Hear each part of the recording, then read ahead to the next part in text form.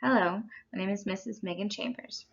I'm here to give you a brief overview on copyright rules, laws, and fair use.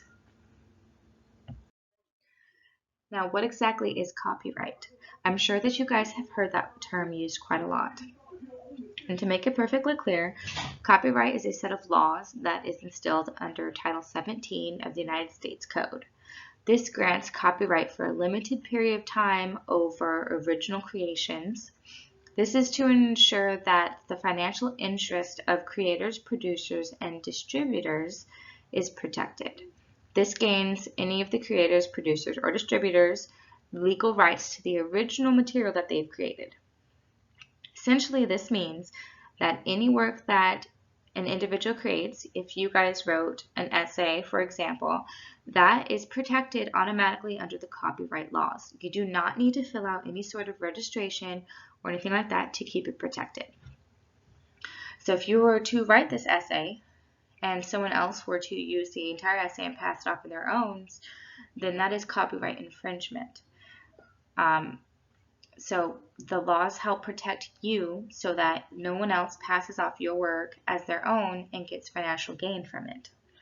There are some ways around the copyright laws that help educators and students in the interest of education purposes. This is called the fair use laws, which we will get into in a little bit. The purpose of the copyright laws is entirely to make sure that anyone's creation is utilized in the way that it's intended to by the author. There are other ways that people can use the work that doesn't have to align with the author's belief, and this is if you're doing criticism or parodies or transforming that work one way or another. Copyright laws do not cover everything.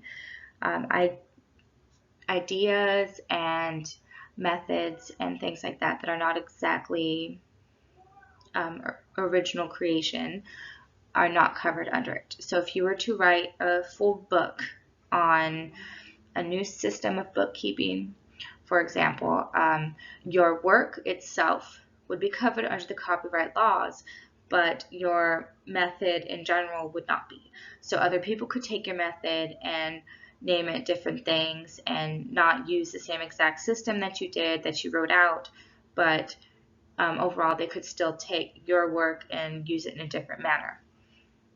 So the purpose of this is to make sure that you follow the legal recourse needed to make sure that the materials are being used correctly so you do not get yourself in any sort of legal troubles. If a copyright infringement is done, you could end up getting between a $750 to $30,000 fine for infringement, which is no good. As I briefly discussed earlier, the copyright laws nowadays do not require registration. As of 1976, they changed the copyright laws so that anything created after that time period, you do not need to fill out any sort of form to get copyright rights to it. So anything that has a little copyright symbol on it is not needed because it's automatically covered under the copyright laws nowadays if it's after 1976.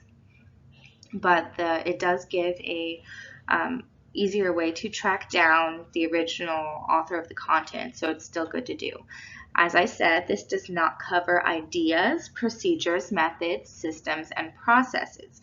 Those ideas are a little bit too concrete and straightforward to copyright them. For example, like if you had a recipe, all of the ingredients would not be covered under the copyright laws. The only thing that would be covered is the portion that's written out on how to actually cook the meal. As I touched on before, the copyright laws last the entire life of the author plus 70 years.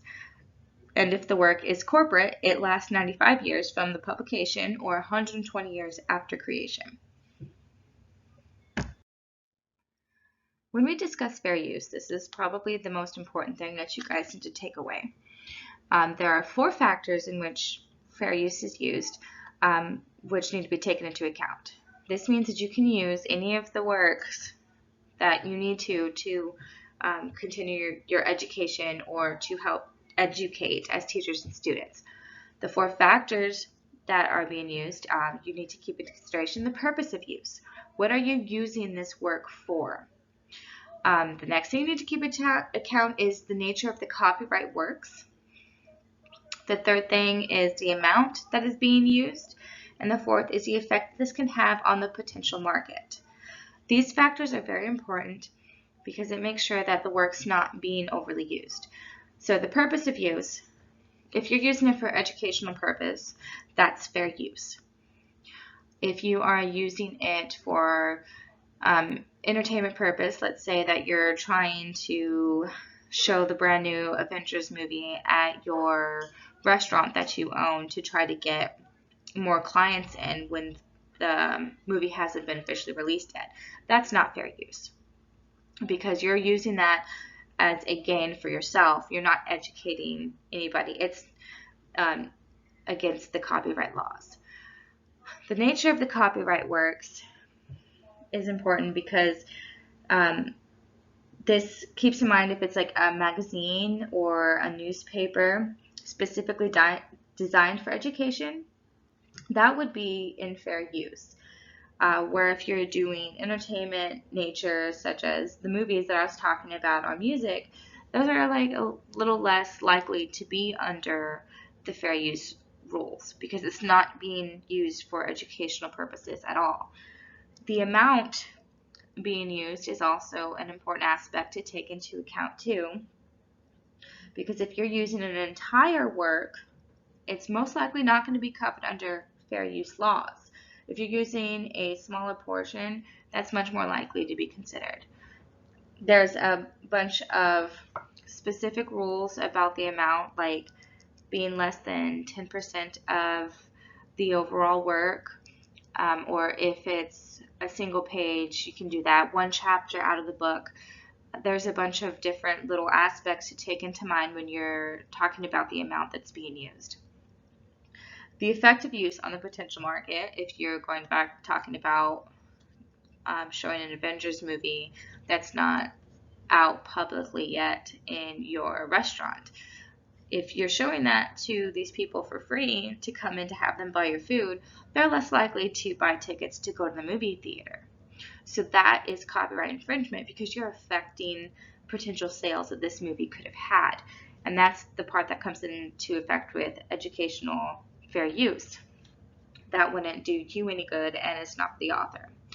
And important things to keep into account when you're trying to use copyright material is first and foremost, you want to make sure that you're in the 4 factors of fair use.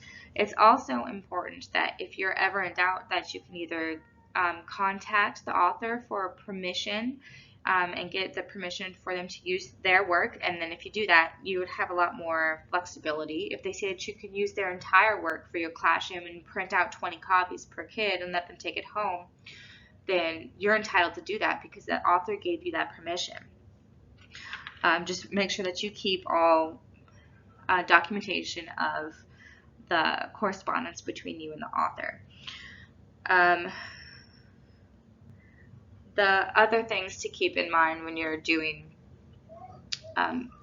fair use is that you want to make sure that you are citing the original creator of the works. You do not want to be just citing it in there and not giving the right citation for the author. So if you just put something in your paper and nobody can track it back to the original author, then you're not using it in fair use because the author is not going to get any positive feedback or negative feedback if it's criticism for their work that they did, and that's not fair to them, and that's against the fair use rules.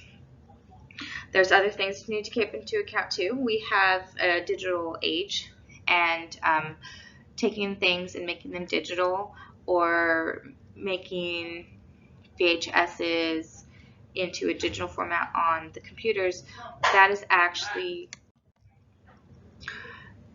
So that would be a violation of fair use. There are other resources that you can utilize to help you navigate whether or not things are copyright infringement, and I can have the additional information available to you as needed.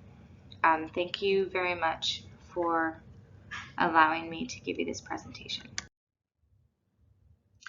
These are some of the resources that I use to bring this PowerPoint presentation to you. If you have any questions, you can look at this website for the copyright overview to have a basic understanding of it, or you can also examine the textbook Instructional Technology and Media for Learning. They have a very good guideline for copyright and fair use. Thank you. Have a good day.